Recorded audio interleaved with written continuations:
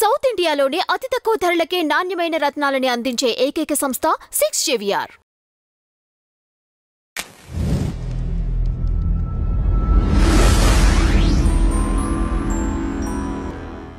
అమ్మ నమస్తే. నమస్తే అమ్మా. గృహస్థాశ్రమము ఇట్లాంటివి పాటించకుండా కొన్ని సంస్థలు తయారయ్యాయమ్మా. బ్రహ్మకుమారి సంస్థని లేకపోతే ఇంకొన్ని వేరే వేరే ఆశ్రమాలని వీటికి వెళ్ళిపోతున్నారు. అసలు ఇవి ఎంతవరకు కరెక్ట్ అంటారు? ఇలా వెళ్ళటం దేనివల్ల ఇవి ఏర్పడటానికి ముఖ్య కారణం అంటారు? ఇప్పుడు సమాజంలో జరుగుతూ ఉన్నటువంటి కొన్ని విధానాలని ఇది చేసి ఎవరో ఒకడు ఇందాక మనం అనుకున్న ఒక వ్యక్తికి ఒక అభిప్రాయం కలుగుతుంది చూసి బాధపడి తాను ఒక సంస్థను ప్రారంభిస్తాడు. ఆ సంస్థను ప్రారంభం చేసిన దాంతో కొంత పని వ్యక్తులు తయారవుతారు. ఆ వ్యక్తులు తయారైపోయిన తర్వాత దాంట్లో ఎవడి అభిప్రాయానికి వాడు చోటు ఇచ్చేసేస్తాడు. అది ఎక్కడ మారిపోతూ ఉంటుంది. దాంట్లో ఇంకా రకరకాలుగా వస్తాయి. 10 మంది వ్యక్తులని ఒక చోట కలపటం అంటే కలవడం అంటేనే ఒక రకమైనటువంటి పరిస్థితుల్లో మార్పులు వచ్చేస్తాయి. ఫిజికల్గా 100 మంది ఒక చోట కలిశారంటే ఇక యుద్ధమే, కలవకూడదు. ఓకే, అందుకని మనకు దేవాలయాలు పెట్టారు. దేవాలయాలకు వెళ్తాం, ఎవరికి వాళ్ళం వెళ్తాం. చాలామంది అంటుంటారు దేవాలయాలకు వెళ్ళి సామూహికంగా ప్రార్థన చేయండి.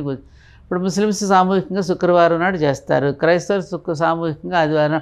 మనం వెళ్ళాం.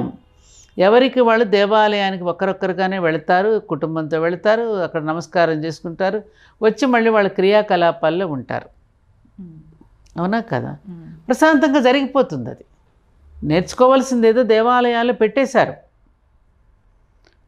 అన్నం లేనివాడికి అన్నం పెడతారు, ఆశ్రయం లేనివాడికి ఆశ్రయం ఇస్తారు, మానసిక ఆనందాన్ని కలిగించడానికి నృత్యము, సంగీతము, సాహిత్యము నేర్పిస్తారు, సభలు పెడతారు, పెద్ద పెద్ద ప్రవచనాలు పెడతారు, అందరినీ ఆనందంగా ఉంచడానికి ప్రయత్నం చేసేది ఆలయ సంస్కృతి.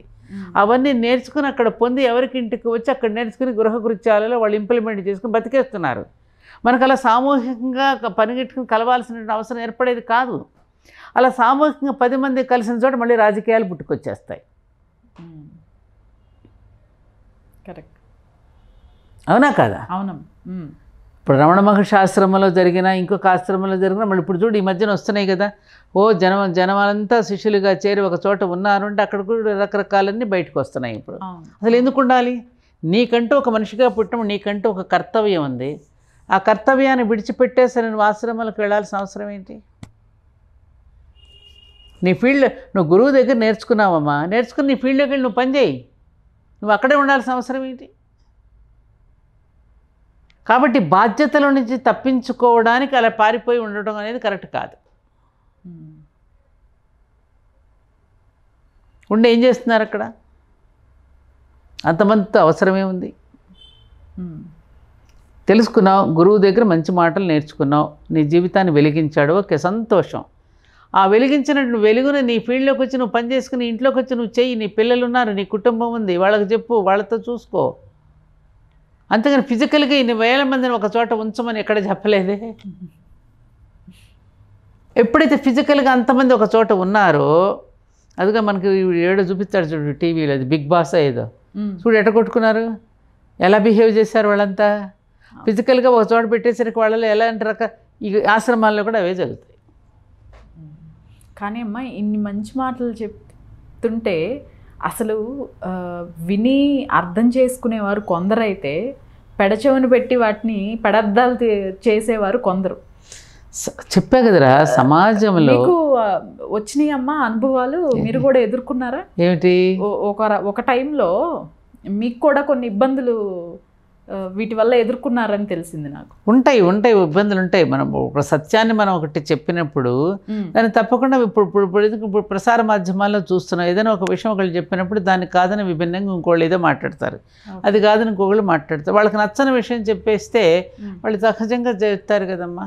సత్యం ఎప్పుడు కఠోరంగా ఉంటుంది. సత్యమే కదా. వాళ్ళని ప్లీజ్ చేయడానికి మాట్లాడే కోరుకుంటారు వాళ్ళు. ఓకే, ఇప్పుడు ప్రతి ఎదుటి మనిషి ఏంటంటే తనకు అనుగుణంగా మాట్లాడితే మనం గొప్పవాళ్ళం, అది కాదు అనుకుని చెప్పి వ్యతిరేకంగా మాట్లాడితే వాళ్ళకి మన శత్రువులు అవుతాంగా. కాబట్టి మన శత్రువు అయినా పర్వాలేదు కానీ సత్యమే కదా. అలా అని చెప్పేసి మనం అసత్యం మాట్లాడలేంగా. ఉన్న విషయమే చెప్పాలి కదా. ఎదుర్కొంటాం తప్పకుండా. మా పురాణ పురుషులు వాళ్ళకంటే మనం ఆఫ్టర్ ఆల్ చిన్న మనుషులు. అలాంటి విషయాలు పాండవులు ఎదుర్కోవాలా, రాముడు ఎదుర్కోవాలా? ఎవరి జీవితంలో ఎవరి కష్టాలు, పెద్దవాళ్ళందరి జీవితాలు తిరగాయి. నువ్వు గాంధీ ఎదుర్కోవాలా? ఈవెంటుడు ఎప్పుడో స్వతంత్రం వచ్చేసింది, 75 సంవత్సరాల పైన అయిపోయింది. ఇప్పటికీ కూడా గాంధీ గారిని గురించి ఇంకొకరి గురించి పురాణ గురించి విమర్శలు చేస్తూనే ఉన్నారు జనం అంతా. వీళ్ళంతా చేసేసినట్టు. ఎవరి గురించి అయినా మాట్లాడేస్తారు. నరవలే నాలుగు కదమ్మా చెప్పేస్తారు. సమాజంలోకి వైవిధ్యం ఎంత ఉందో వివిధ స్వభావాలు కలిగిన వ్యక్తులు కూడా ఉంటారు కమ్మా. ఇప్పుడు అసలు ఉన్న సొసైటీకి భారతీయ సత్యవాణి గారు దాదాపు 2 కోట్ల మంది పైగా విద్యార్థులకి మీ మాటల ద్వారా చాలామందికి చైతన్యం అయితే తీసుకొచ్చారు. ఇంకా వినాల్సిన వాళ్ళు నాకు తెలిసి ఒక 10% కవర్ చేసి ఉంటారు మీ ద్వారా. ఈ ఇంపాక్ట్ స్పీచెస్ వల్ల అట్లీస్ట్ సామాజిక మాధ్యమాల ద్వారా అయినా కొంత దగ్గర అయ్యారు.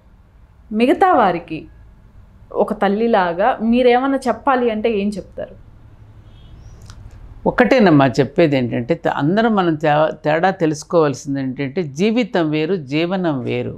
పిల్లలకి నేను ముఖ్యంగా చెప్పేది ఏమిటంటే, చదువు అనేటటువంటిది మనను ఎలా జీవిస్తే మనం సుఖంగా ఉంటామో తెలుసుకోవడానికి చదువు అనేది ఉద్యోగం కోసం కాదు, విలువల కోసం.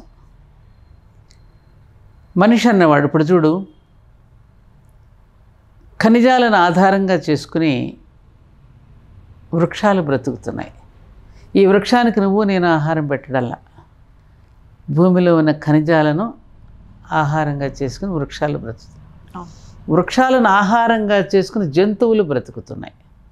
జంతువులకు కూడా నువ్వేం ఆహారం ఇవ్వటం లేదు. అడవి జంతువులు నువ్వు పెడుతున్నావా? ఆకాశం ఎగిరే పక్షికి అన్నం ఎవడు పెడుతున్నాడు? నీళ్ళల్లో ఇది చేపకి ఎవరు ఆహారం ఇస్తున్నారు? పెట్టడం లేదు కదా. అలాగా వృక్షాలను ఆధారం చేసుకుని జంతువులు బ్రతుకుతున్నాయి. ఈ వృక్షాలని, ఈ జంతువులని, వీటన్నింటిని ఆధారం చేసుకుని బ్రతుకుతున్నది ఎవరు? మనిషి అన్నవాడే. అవునా? ఒక తోటి జంతువుని తింటోందా? పిల్లిని తింటోందా? కుక్కని తింటోందా? తింటలేదు కదా. ఒక చెట్టు మరో చెట్టు నాశనం చేస్తుందా? చేయటం లేదు కదా.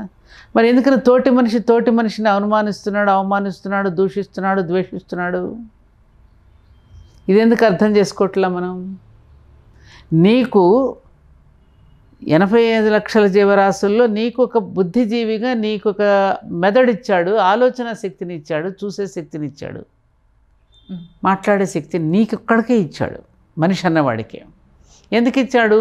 నువ్వు వీటన్నింటికీ ట్రస్టీగా ఉండు, ధర్మకర్తగా నువ్వు ఉండి వీటిని సేవించుంటూ వాటి యొక్క ప్రయోజనాన్ని నువ్వు పొందు.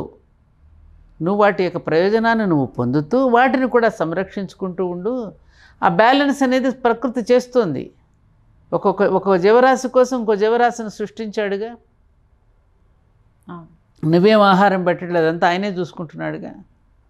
ఏమ్మా, మనమే అంటాంగా నారు పోసిన వాడు నీరు పోయకుండా ఉంటాడా అని. అందుకే నేనేమంటానంటే, ఈ ప్రకృతి యొక్క స్వభావాన్ని నువ్వు అర్థం చేసుకుంటూ చిన్న చిన్న విషయాలకి థ్యాంక్స్ చెప్పుకుంటూ ఉంటారు మీరు. మరి ఈ నేచర్కి ఎన్ని వేల థ్యాంక్స్ చెప్పుకుంటారు మీరు? ఈ గాలికి, ఈ నీటికి, ఈ నేలకి, ఈ నింగికి. ఇవేవి బిల్లు కట్టట్లేదు కదా. నువ్వు కరెంటు బిల్లు కడుతున్నావు, ఇంటికి ఇళ్ళు అద్దె కడుతున్నావు, ఫోన్ బిల్లు కడుతున్నావు, వీటికి ఏ బిల్లు కట్టట్లేదుగా. నువ్వు దేహం ఫ్రీగా వస్తుంది నీకు.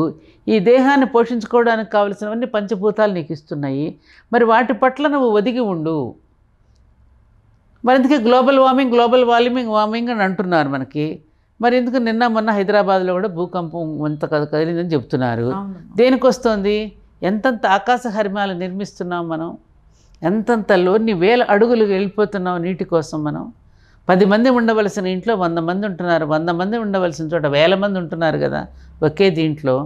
మరి ఇది ఎవరిని ఇబ్బంది పెడుతున్నాం మనం? ప్రకృతిని, భూమాతని ఇబ్బంది పెడుతున్నామా? అంటే మనుషు చేసే తప్పులకే ఇక్కడ మన చెరువులు కాలుష్యం చేసేస్తున్నాం, చెరువులు ఆక్రమించేసేస్తున్నాం, ప్రకృతి నీలో కాలుష్యం నింపేస్తున్నాం. మన సుఖభోగాల కోసం మనంతా ప్రకృతిని నాశనం చేసేస్తున్నాం, కేవలం మన భోగాల కోసం. మరి మనిషి అన్నవాడు ఇలా మారితే పరిస్థితి ఏమిటి? ఇది మనిషి అన్నవాడు గ్రహించుకుని చిన్నప్పటి నుంచే పిల్లలకి పర్యావరణం పట్ల అవగాహన నేర్పిస్తూ పిల్లలకు చిన్నప్పటి నుంచి రూపాయి భాష కాదురా కుటుంబ భాష నేర్పిస్తూ ఆ విధంగా కనుక మనం మార్పు చెందుకుంటే మనిషి అనేటటువంటి మనకి భగవంతుడు అంటూ మనకు ఒక రోల్ ఇచ్చాడు కాబట్టి ఆ రోల్ని అంటే మనకంటూ ఒక బాధ్యతను అప్పగిచ్చాడు కాబట్టి దాన్ని మనం పోషించాల్సిన అవసరం అనేది సంగతిని మనందరం ఎంత తొందరగా గ్రహించుకుంటే అంత మంచిది.